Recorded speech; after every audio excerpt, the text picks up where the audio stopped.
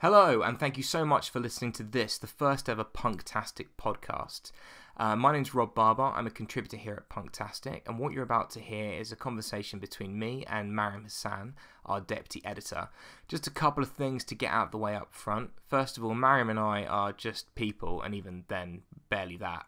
As such, we have opinions, quite strong ones in some cases, and those opinions don't represent anyone other than ourselves and shouldn't be taken as being the editorial stance of Punktastic or anybody else who writes for or works for the website. And secondly, you're going to hear some music on the podcast, and in our excitement talking about and playing the music, we forgot to tell you where you could actually find it. Quite a serious omission, and one that I'm aiming to correct here. So, first of all, you're going to hear the band Shit Present. Great name. They are at specialistsubject.bandcamp.com/album/shit-present, or probably literally any Google search for Shit Present Band, because I can't imagine that is a very common name. You're also going to hear the incredible Ghost Cub, and you can download their music for free at ghostcubsongs.bandcamp.com.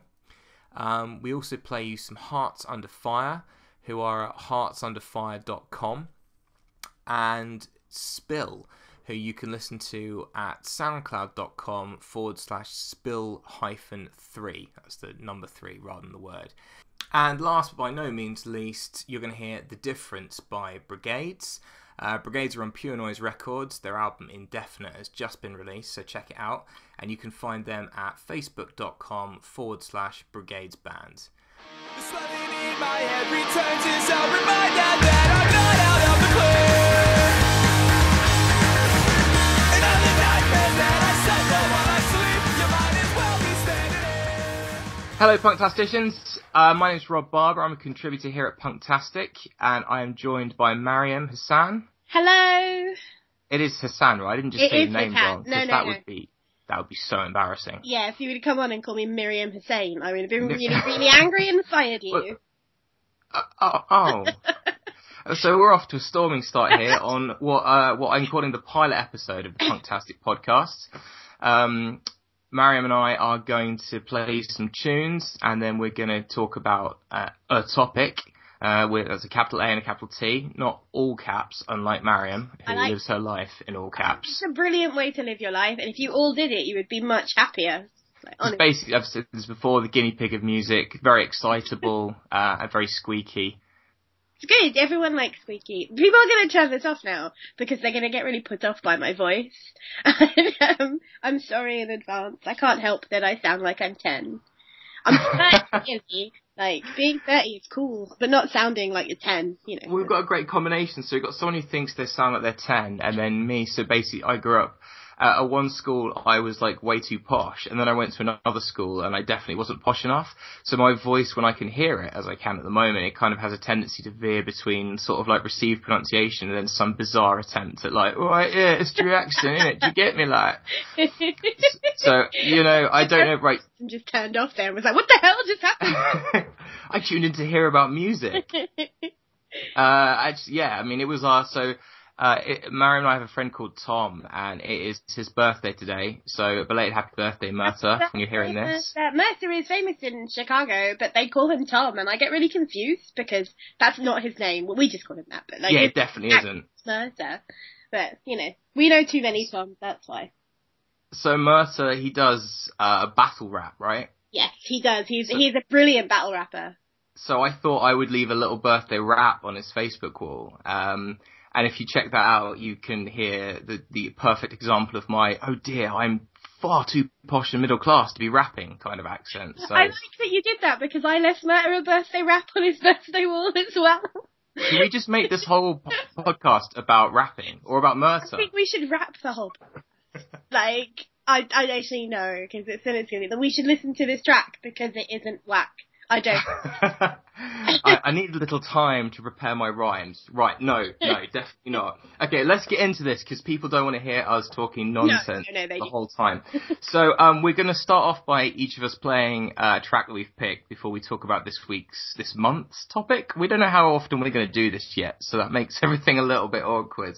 I'm preparing a rant, and I'm going to, hold it down until the songs are done. Well, let's cheer you up. So, you're going to go first with... Well, you introduced the song, obviously. You picked it. Yes. Okay, so my first pick is... This is Iona from Great Cynic's new band, and they're called Ship Present.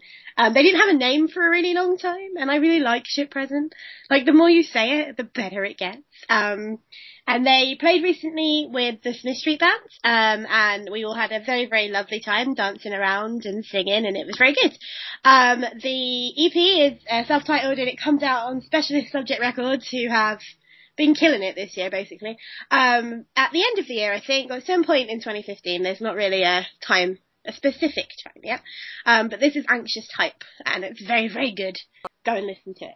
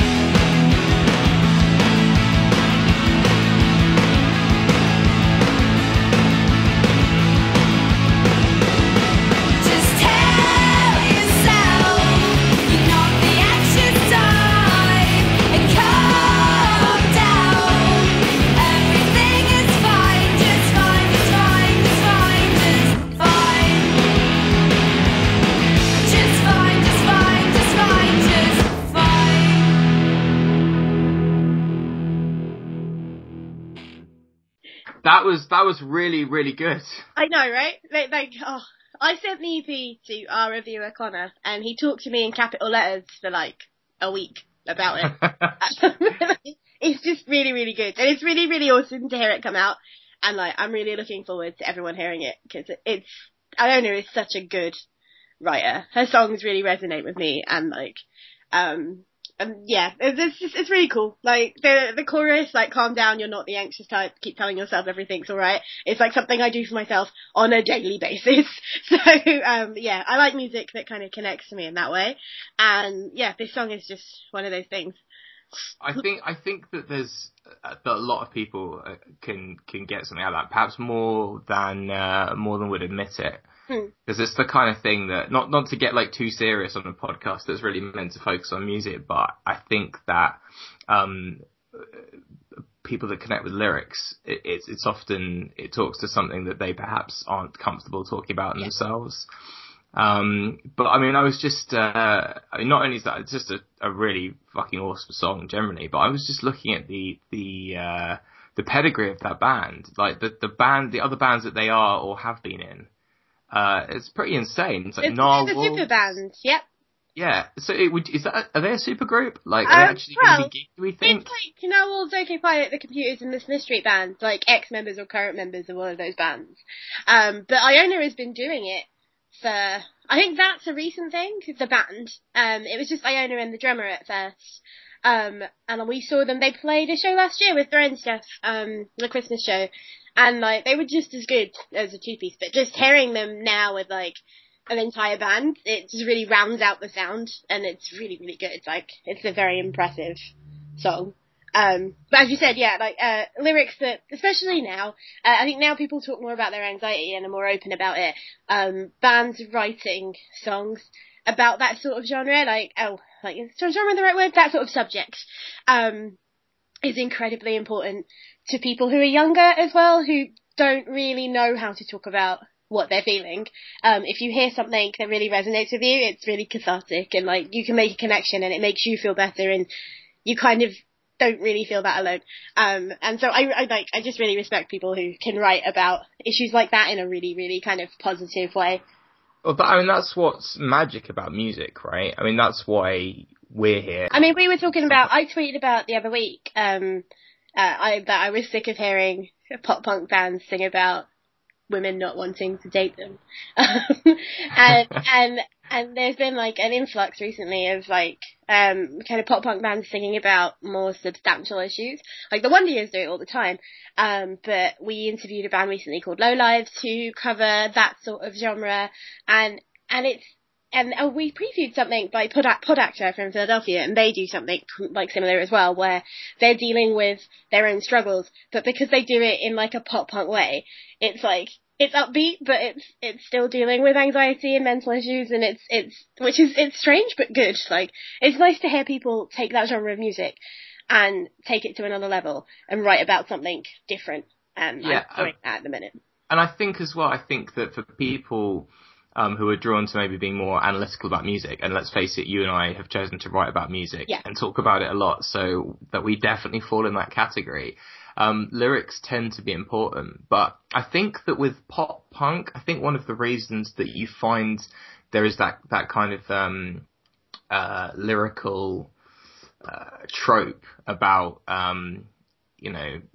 girls who didn't want them or girls who wouldn't date them. I always felt that it's the kind of genre that, as a rule, and that's very important, that caveat, as a rule, tends to attract and therefore be played by, relatively young people. And ultimately, when you are of a certain age, unless you have mental health issues or other things going on in your life, whatever's going on in your love life tends to be the thing that you think about the most and want to write about the most. So I totally get where you're coming from, but I can remember being 19 and in a band, and the only thing that I could really focus on was people that didn't fancy me. So I completely agree with you, but at the same time I can kind of empathise with where that comes from. But I think it's really great when bands do something a little bit different. Yeah. On the other end of the spectrum, the first song that I'm gonna play is a song called American Hymn, by a new band called Ghost Cub. Now, Ghost Cub is a new project from Neil Kennedy, who a long time ago was in a band called Not Katie's, who were essentially, I'm not going to say the UK's answer to New Found Glory, but certainly the UK's attempt at New Found Glory. They were part of that whole Deck Cheese movement, and I'm sure you can remember that, Mariam. I don't know if anyone listened to this, like, Deck Cheese doesn't ring any bells. About maybe 10, 12 years ago, there was a record label out of the UK called Deck Cheese, and they did pretty well, right, for a pretty underfunded independent label, but they were just smashing out loads and loads of pop punk and ska punk, and quite a lot of it was a bit derivative, to say the least. But anyway, so Neil since forged a pretty successful career as a producer. Bands that people will have heard of that Neil has worked with are bands like Creeper, Milk Teeth, Trash Boat, and his studio, the Ranch down in Southampton, is co-owned with a guy called Lou Johns, who was in the Good Time Boys and produces Narwhals and produced the last Funeral for a Friend record. So anyway, he'd not done anything musical for a while, and I don't want to talk about his personal life in too much detail, but he went through some pretty bad stuff in relationship related, and as can often be the case, it's kind of been the catalyst for some really good songs. Yeah. It really sucks when to say that, but it's true. We did a feature recently on the site about Ghost Cub, so you can read about it in a bit more detail there. So they've got 2 tracks at the moment, and they're in the process of recording an EP at the moment. I say it's actually at the moment Neil and Kev, who's the drummer from Bad Sign. I don't think there's a full band at the moment, but there will be, and they'll be supporting Creeper on a couple of dates. So I'm going to shut up now, and this is American Hymn by Ghost Cub. I found my heart done, yeah. With every breath I took, I never felt it going in. We measured distance in years and years, inches apart, a year too far.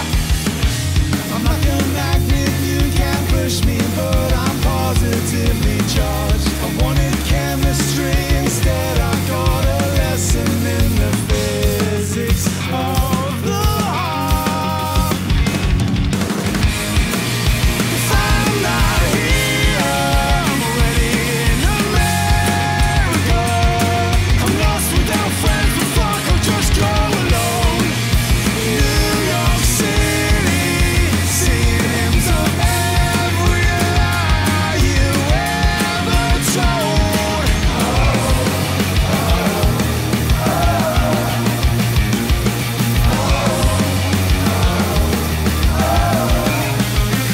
If you're unhappy,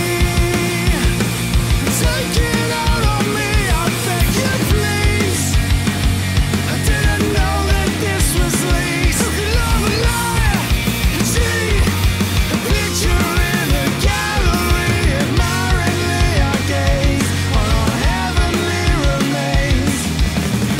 I'm like a magnet, you can't push me, but I'm negatively charged. I wanted chemistry, instead I got a lesson in the physics of the heart. If I'm not here, I'm already in America. I'm lost without friends, but fuck, I'll just go alone. New York City, seeing hymns of every lie you ever told. A filigree of purest gold, and if I could take them back, I don't think I would. Like catalyst, I barely missed your face at all. It's dramatic, but I can barely risk another fall. If I was your alibi, what would have cried? You perpetrated, just explain it. Could take them back.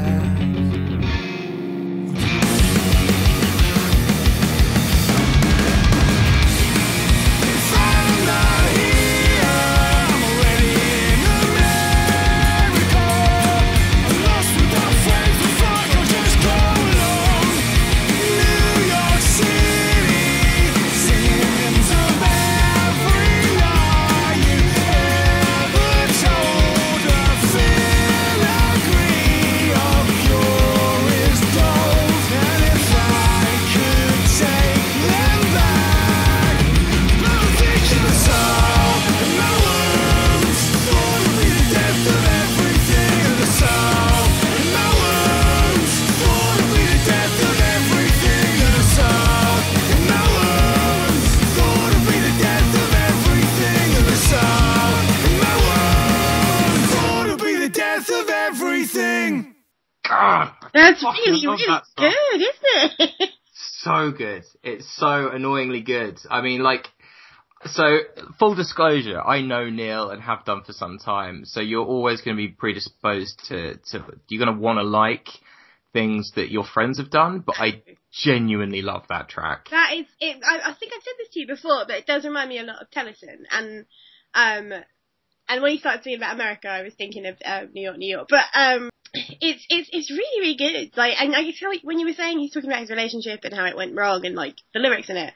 There's a bit about I wanted chemistry, but I ended up getting biology. I don't know what the was, but when I heard it, I was like, I'm going to write that down. Instead, I got a lesson in the physics of the heart. Yes, that's it. Yeah, that's it. It wasn't anything to do with biology. I was going to write it down so I didn't look stupid when we talked about it, and now sorry everyone. No, it's really, really good. I really enjoyed that. Like, yeah. Yeah, I hear a bit of Tennyson in the vocals. I think he sounds a little bit like, dare I say it, Jason Perry, formerly of A, currently of producing Don Broco and McBusted. Very strange. Yeah. Maybe it's a thing, like, if you produce bands, your voice goes a certain way. Like, that's just how you sound. You sound like Neil, you sound like Jason Perry. This lyric, I'm like a magnet, you can push me, but I'm negatively charged. Oh my gosh. Yeah. That's like...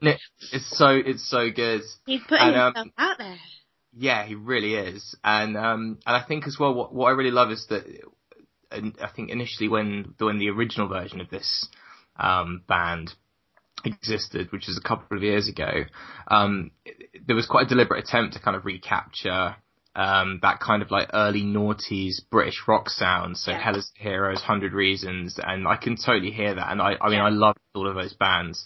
The exact quote, I think, was that it was authentic and it had energy and it made you want to kick your neighbour in the face. It does make me want to kick my neighbour in the face. Right, I know, right? Just that riff at the end as well. And I am a very peace-loving person. And right now, my neighbour was here. So much kicking would happen.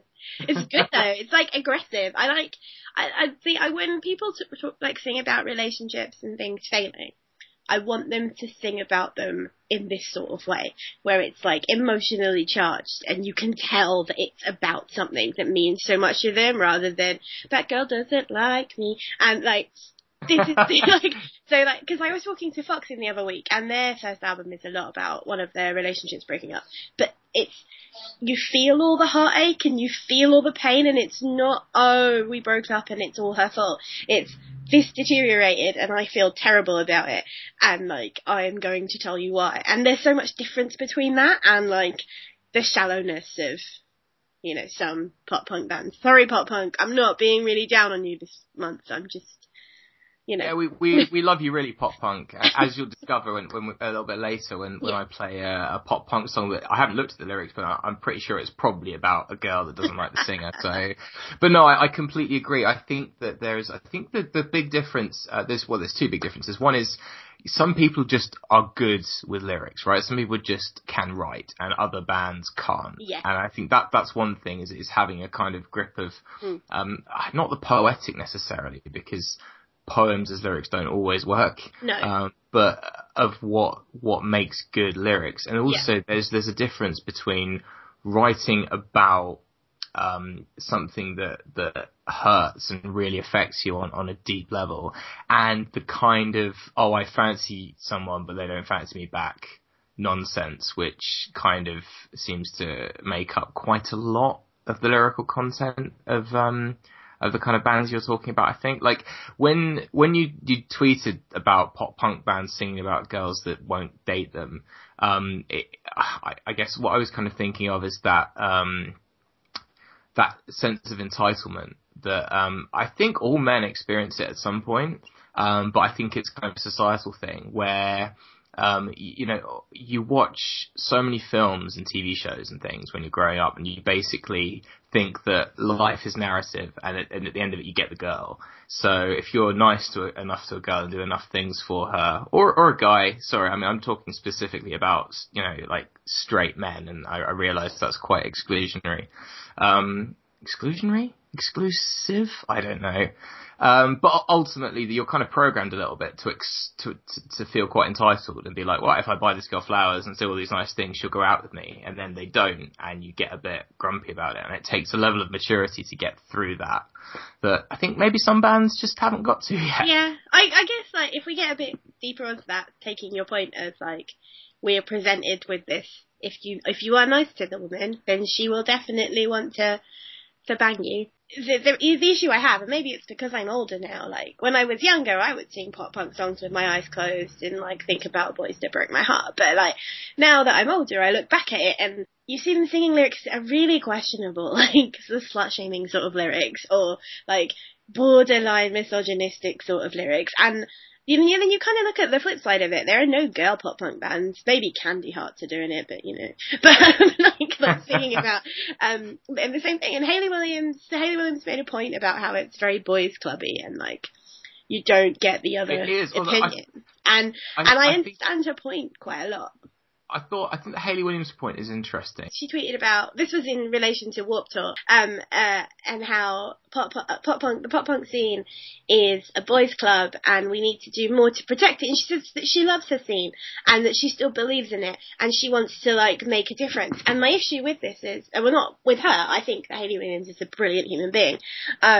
My issue with the pop punk scene is that she's right, like, it is a boys' club, and there is a lot of pardoning for certain acts, and, like, there is a lot of kind of washing aside of things that in other scenes we wouldn't stand for.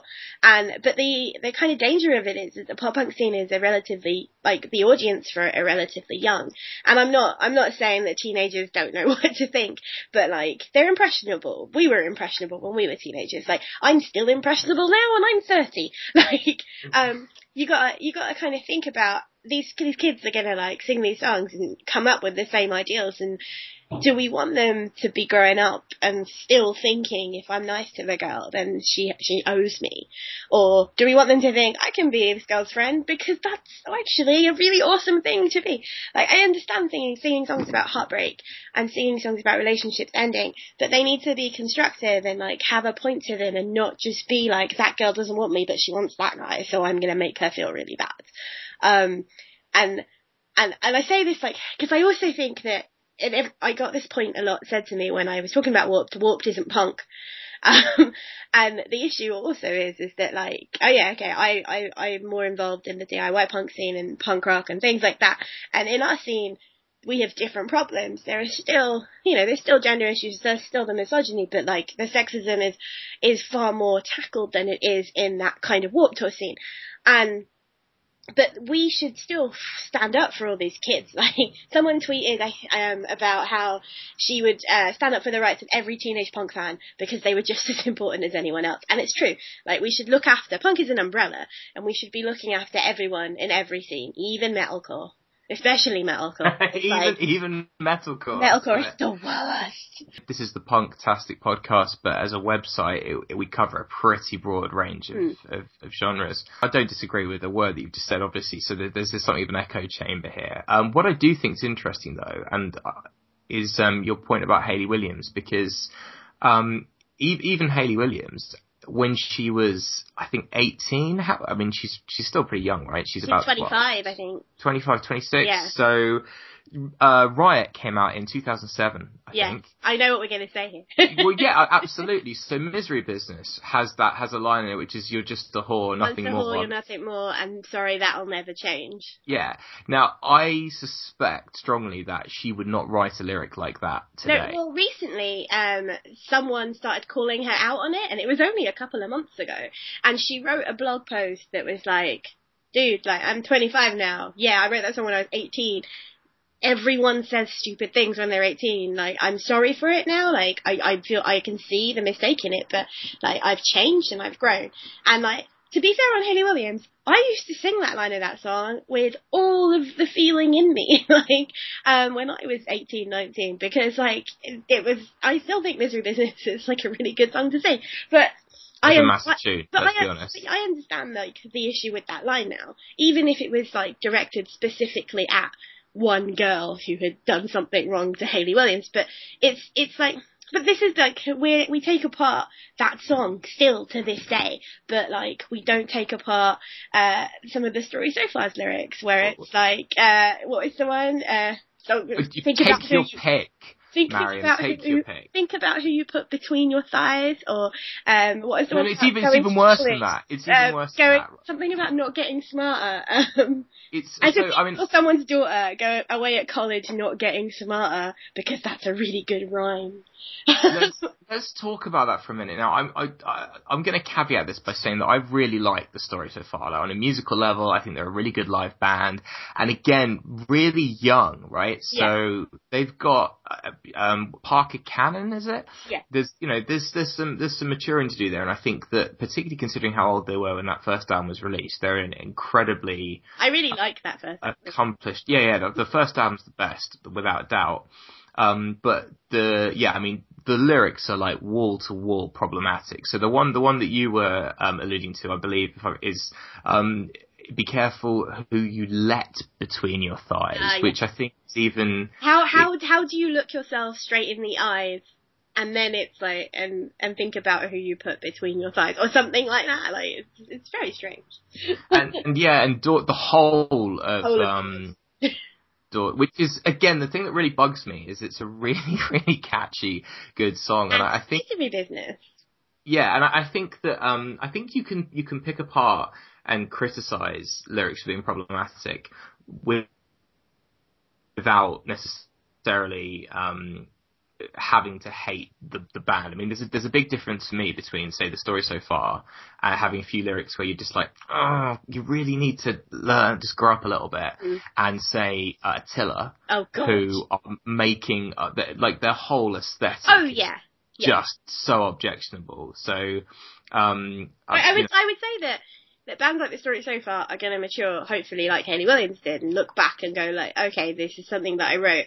And at the time, I was just talking about how I felt about a girl who had dumped me, and I understand that I've not done that in the best way. But kids around that age are being dumped, and girls as well as boys are singing those lyrics. And I'm not saying that they're not problematic, because I think they are.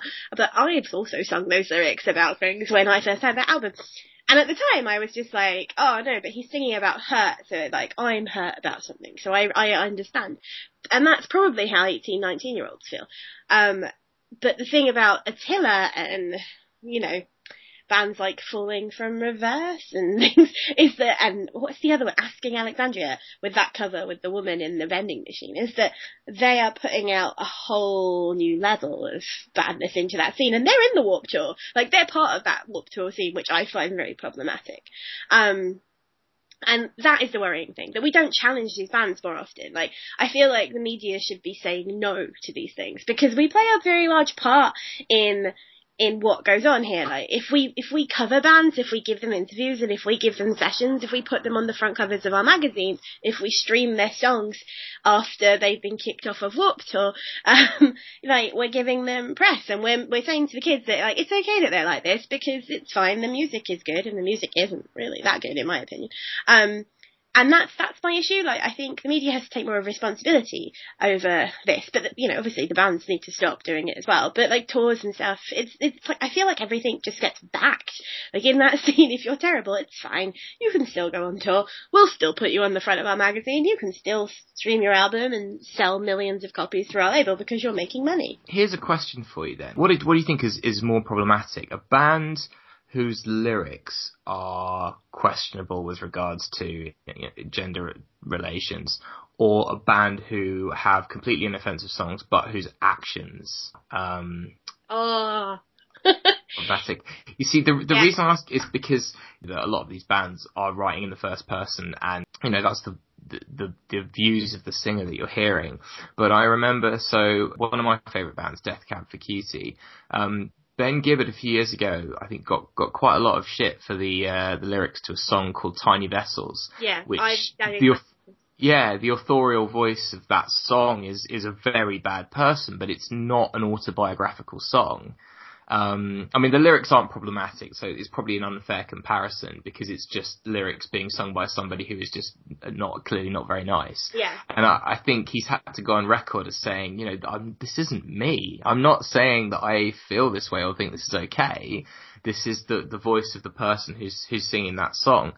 And I think people criticize call-out culture, quote unquote, and I understand why. I think that where we are at the moment is at a point where there's some real progress happening, and the issue with that is that, well, okay, so it's super easy for me to say this as a straight white middle class man, I realise that, but people get quite caught up in pointing out and criticising things that they don't like or that they think are problematic, without looking at context sometimes. I agree with that as a non-white working class female.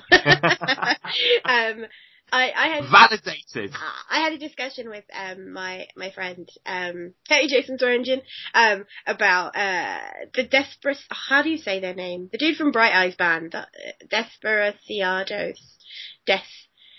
Can you say that band's name?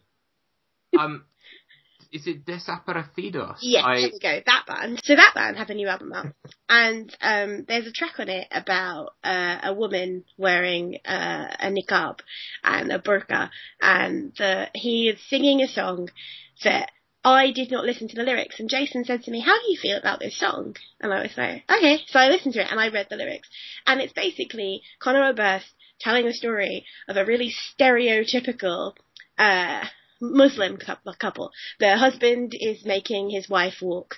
Oh, he's walking 10 paces behind her or something, and she has the niqab on her face, and Conor Oberst is wondering how he can liberate her from her horrible Islamic prison. And it made me so angry. And I'm generally a kind of person that's like, I sometimes think people overreact on things, and we should discuss more rather than saying you are wrong.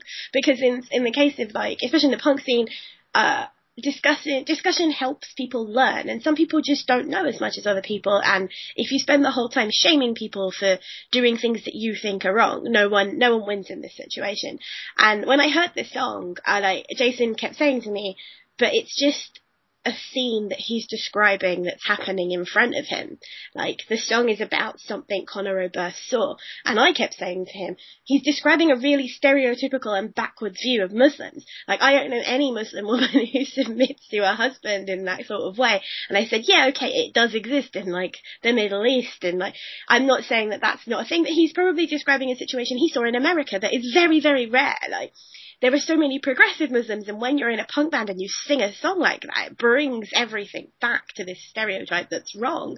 And that angers me, because as a Muslim in the punk scene, like, I am incredibly, like, I'm an incredibly small amount, and I don't want to hear songs that are portraying a really, like, wrong view, in my opinion, of the majority of Muslims.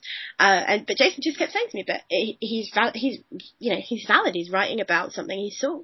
Like, this is what he saw and this is what he felt. And I can't go to Conor Oberst, you're wrong, because if he saw that and that's what he felt, then that's something he saw and felt. But I could have a discussion with him about the fact that, like, he's portraying quite a negative opinion of my culture, and should he be writing about this woman and her husband without really knowing what was going on in that situation, if that was happening in front of him? Like, you have to think about these things, and maybe that's how I have to think about some of these young punk bands. They're writing about experiences that they had or are having at 17, 18, 19 years old, and they're all very, very young. And I can sit here and be like, but you should think about what you're doing to your audience and stuff, because I care about, like, I want punk to be a safe space, and I want the music industry, I want the world to be a safe space, you know?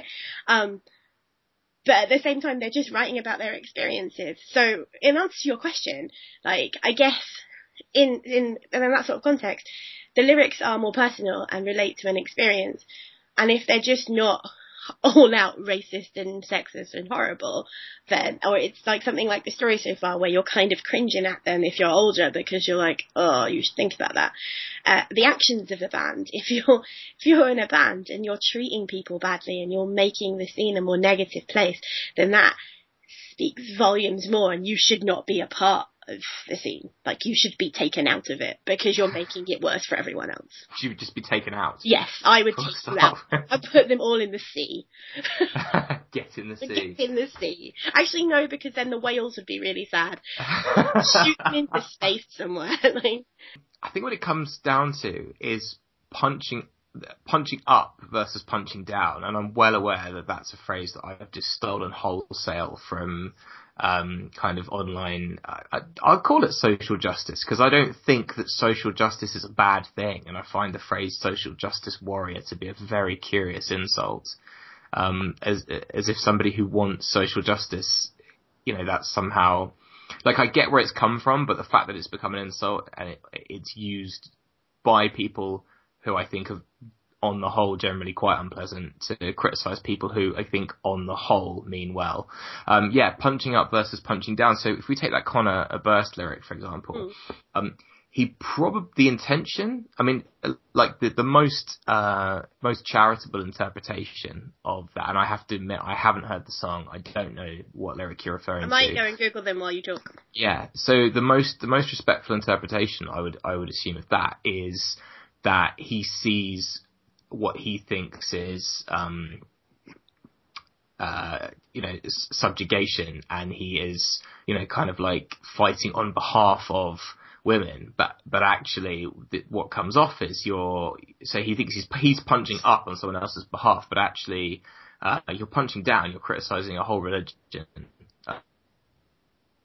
a whole culture on the basis of one thing that you may have observed, and it's also kind of problematic appointing yourself the voice of an oppressed minority, right? When you are very much the opposite of that. Can I read out a lyric? Please do. Yeah, absolutely. Right, I'm going to read out the two. There's only 3 bits to this, but I'm going to read out the two bits that I find incredibly, and they make me really uncomfortable. The one is the last verse, right? It's, I'll never understand the way you live. I want to ask about it, and it isn't innocent. What keeps you covered up? Some backward superstition, or someone's idea of love, or is it both at once? Like, I have a problem with him.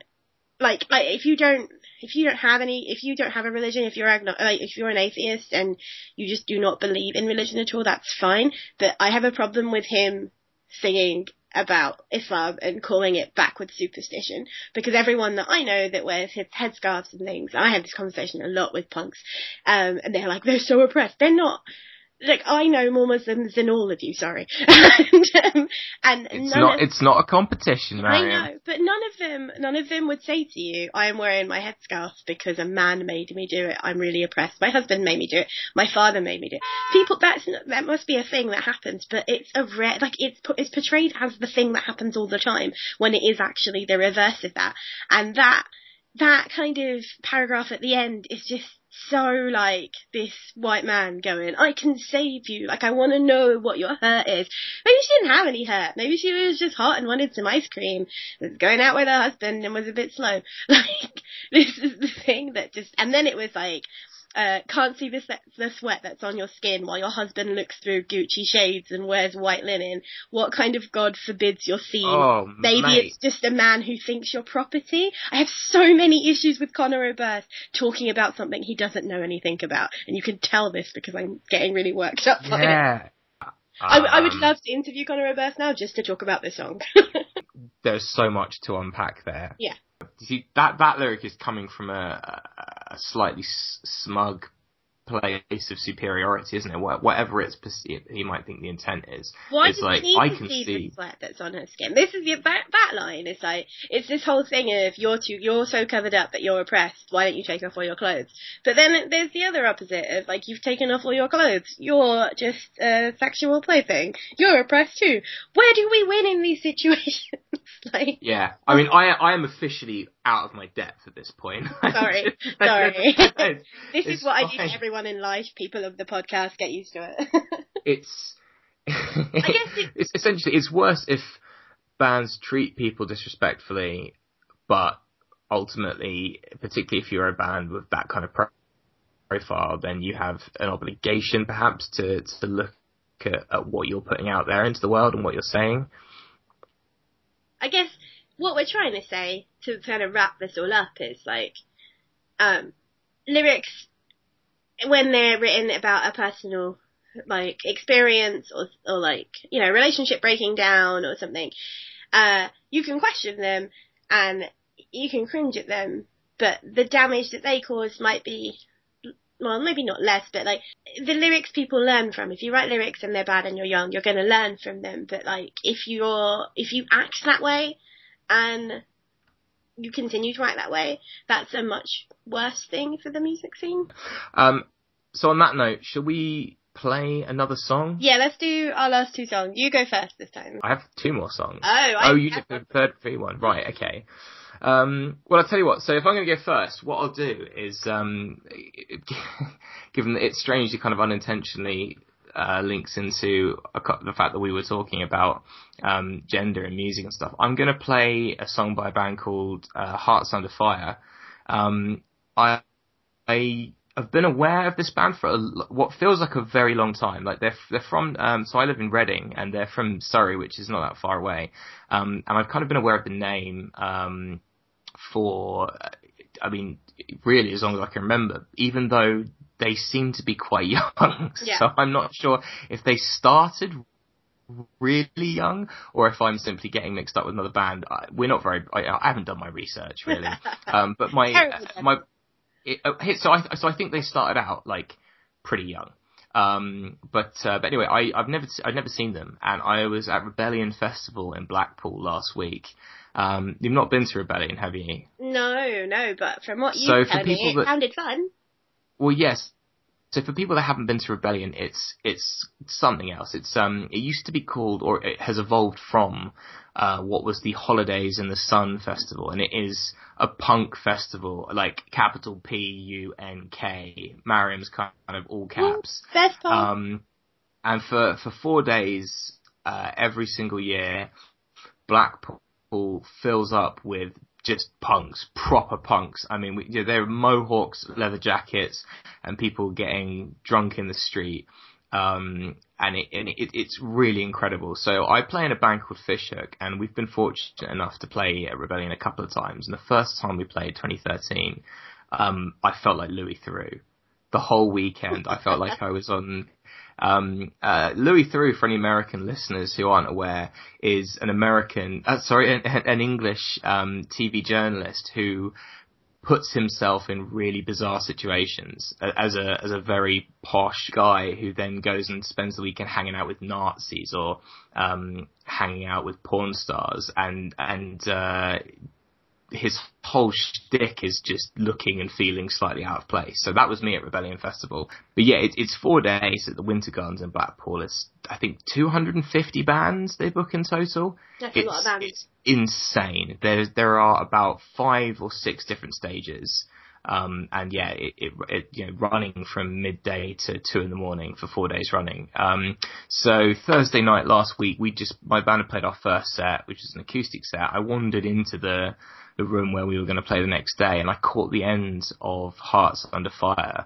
And they were fantastic. Their album, which you can listen to on Spotify and buy on iTunes and all the usual places, it's very slick. It's very well produced. I don't think it quite does them justice. Like they were just such a great live band, heaps of energy, incredible harmonies, just a really, really good band.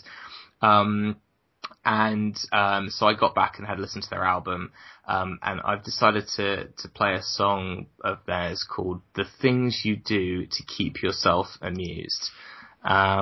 So let's have a listen.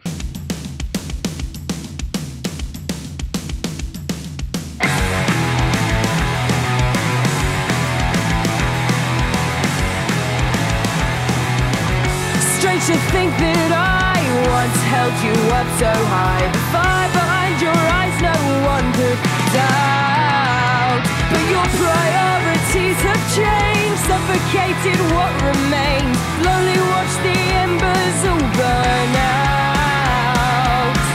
I feel it always on my shoulders. I'm collapsing in the weight. If it's only a game, then I'll fold my hand. If it's only a game, then you'll never understand. If it's only a game, then I'll fold my hand. It didn't take me long to find the person that you tried to hide. Couldn't keep it locked behind closed doors. Just like Jekyll did to Hyde, you killed what hope was left inside. I'll never see the person I knew before. How can you look down on me? You can't look me in the eye. If it's only a game, then I'll fold my hands. If it's only a game, then you'll never understand. If it's only a game, well, then I fold my hands. Then I fold my hands.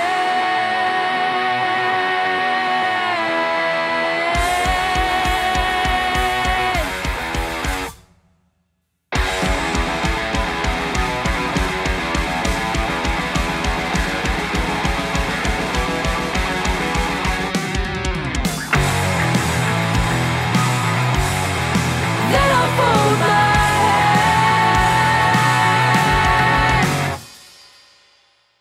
Yeah, so that was The Things You Do to Keep Yourself Amused by Hearts Under Fire, and that's from their album Outlines. That was a lot heavier than I thought it was going to be. What were you expecting? Pop punk, right?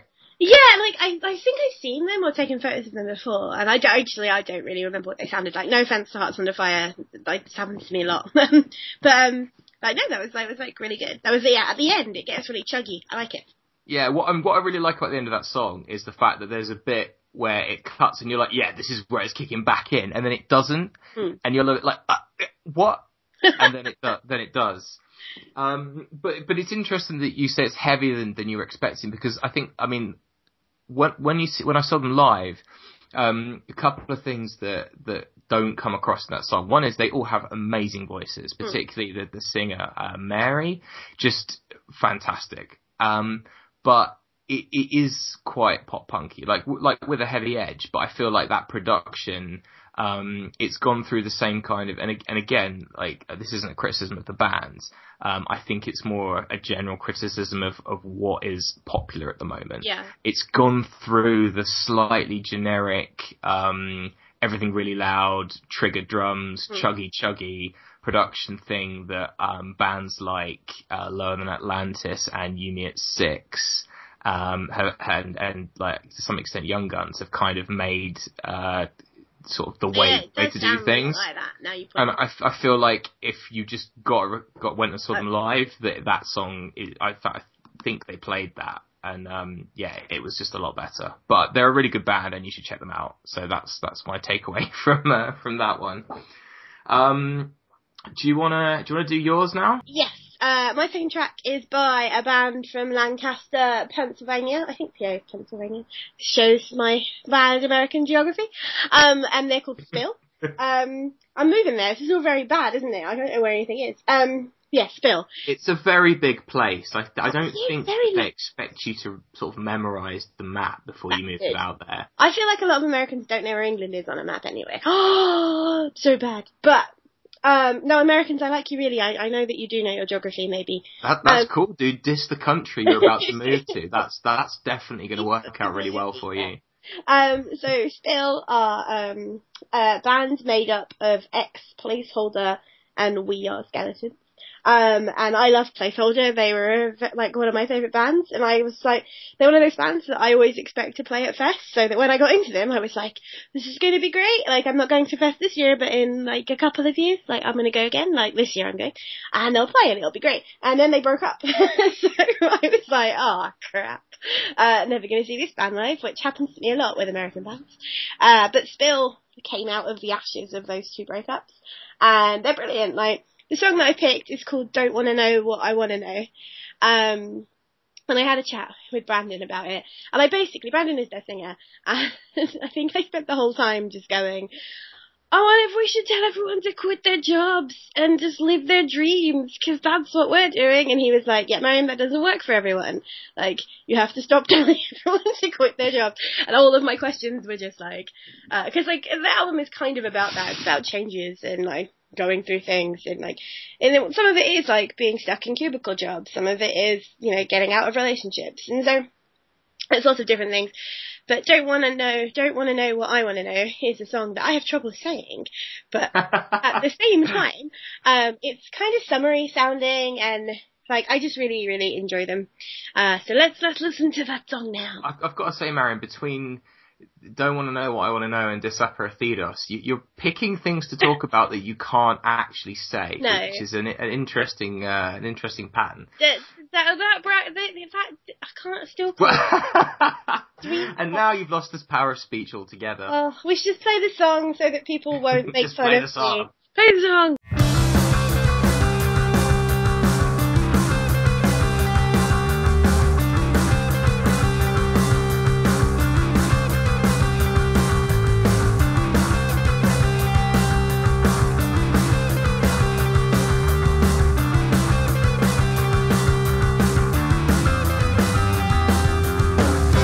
On the floor, I can't wonder anymore where you're gonna be tonight. Wait long, instead I go alone. Anywhere I know ain't right. Be right around town, I'm run across the line. I can make you think it's mine. Be right around town, I'm run across the line. I can make you think it's mine.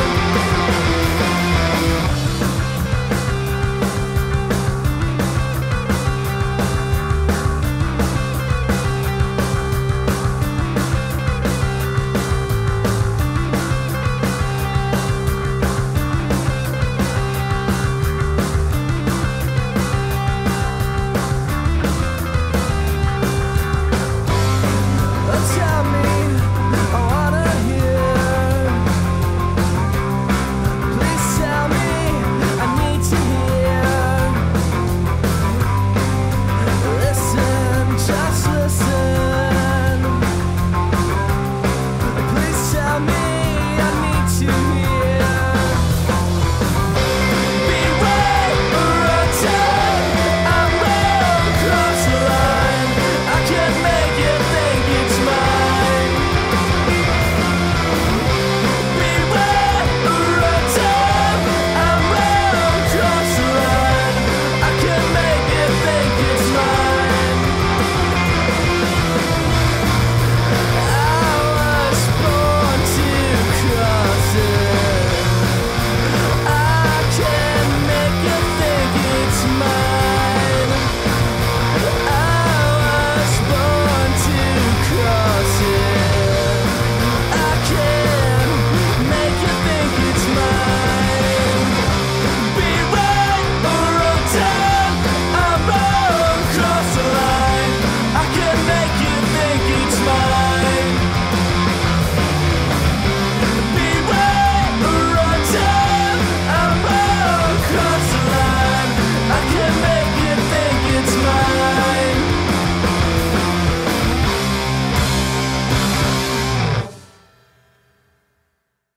That really reminded me of something, but I'm trying to think what it was. It reminds me of, you know when you, I'm sorry, Brandon, but you know when you have those kind of, not coming of age sort of films, but the ones where they're like in their mid-20s and they go on a road trip and Yes, they just, okay. Actually, no, totally different type of film.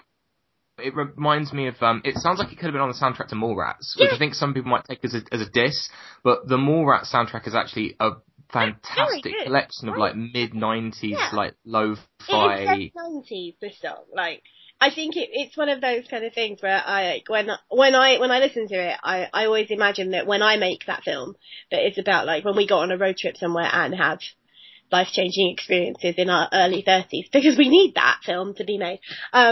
This will be on the soundtrack. It's like one of those songs where you're driving it through, like, I don't know, the desert or the forest or something, and everyone's hanging out of your convertible, looking like they're having a brilliant time. It's montage music. It's montage music, but it's just so good. I think I first heard a song by Spill, the first single I heard. Brandon was still writing for us at the time, and I think it streamed on Brooklyn Vegan. And I just sent him an email that was like entirely in capital letters going, I want to hear EP, it's really, really good. Please send it to me once it's done. Because apparently that's the only way I can talk to bands. But I hear... In that voice? Well, not in that voice, but I assume that's the voice they have in their head. Hello, I'm Mariam Hello. of Punktastic. This is your music. It's just like, I hear something. I'll hear something like I heard this song, and like I heard Iona's band last year, and it's just like, when I know something is good, my emails are always trying to convey just how excited I am, and I never know if that sounds genuine or not, but Brandon did send me it when it was done, so like, I guess it works. But it's very good. Like, there's a lot of bands, there's been for a while, a lot of bands coming out of that general area of America. And whilst I think that like the Chicago punk scene is up and coming and is gonna take over, I'm still very glad that there's so much new music coming out of there because it's all astoundingly good. Then Spill are going to be great. I can't wait to hear what they do next. I've actually got to disagree. Chicago's so 2 years ago. Don't you quote Fall Out Boy at me. They don't know anything. The last song I'm going to play is a song called The Difference by Brigades. Brigades are a band on Pure Noise Records. They released their debut album Indefinite last month, I think, and I was given this to review for Punktastic, and I'm not going to lie, the album itself it's fine. Like, it's fine. It's not going to make any of, I don't think it's going to make many sort of best of 2015 lists, but I mean, it's a debut album. How I feel about Brigades is that they are kind of, and this is going to sound like an insult, but it absolutely is not. I'm just trying to describe their sound really, is they're kind of the average of the Pure Noise label. So if you think you've got like State Champs at one end, which is, they're just super poppy, and then you've got 4 Years Strong and Census Fails. I would put Brigades, they're basically like the medium, maybe, is a better way of putting it. They're not a straight up pop punk band, but I don't think you could really describe them as being like hardcore or anything like that. But yeah, so when I listen to the album, there's a few standout songs. The Difference is just a massive earworm, basically. It's just got a really great chorus, and I find myself singing it on a pretty much daily basis. So I'm going to inflict it all on you now. So thanks for listening, Mariam. Anything you want to add before we wrap up? No, or are we I'm going to good. end on the song? No, we're good. Cool. Thank you for listening. Thanks for listening to us ranting. That was fun. Brilliant. Alright, cool. See you next time. See you next time.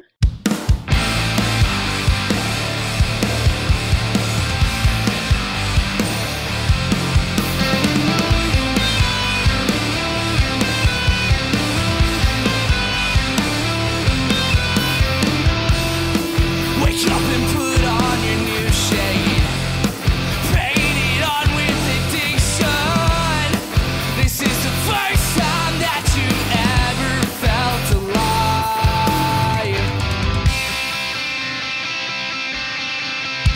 This is not the way it's supposed to be. I thought that we were family, but the time has come to figure out where the difference lies and see the world